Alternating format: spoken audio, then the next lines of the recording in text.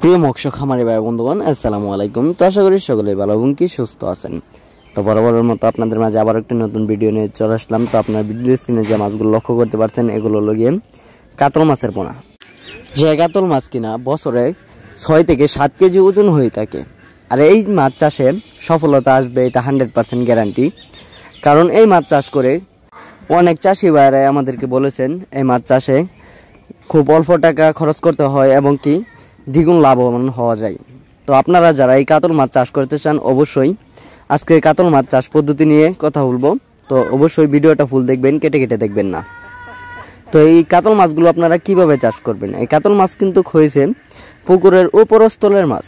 এই মাছের কিন্তু খুব বেশি একটা খাবার লাগে না। আর আমরা জানি কাতল মাছের মুখ খুব বড় হয় এবং কি এই মাছ উপরে ভেসে পানি খায়।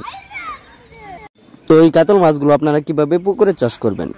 তো পুকুরের চারপাশে যত ময়লা আবর্জনা এবং কি যত আগাছা রয়েছে ওইগুলা পরিষ্কার করে নিতে হবে এবং কি পুকুরের পানিটা হতে হবে 6 থেকে 7 ফুট। কারণ এই মাছগুলো যত বেশি পানি পাবে তত তাড়াতাড়ি গ্রোথ বাড়বে। তো তারপর আপনাদের যে কাজটা করতে হবে সেটা হলো গিয়ে পুকুরে যদি কাদামাটি বেশি হয়ে থাকে তাহলে ওর ফলে কাদামাটি কিছুটা কমিয়ে নিতে হবে। কারণ কাদামাটিতে গ্যাস হয়ে দেখা যায় যে কোনো কার্প জাতীয় মাছগুলো কিন্তু মারা যায়। তাই পুকুরের কাদামাটি কমিয়ে নিতে হবে। তো তারপর হলো গিয়ে পুকুরে দিতে হবে টিএসপি সার, মাটিয়া সার, সমিথন, আরও বিভিন্ন ধরনের যেগুলো মেডিসিন রয়েছে, হাঁস পোকা ক্লিয়ার এবং কি রয়েছে উস্তাদ, আরও বিভিন্ন ধরনের যে মেডিসিন রয়েছে।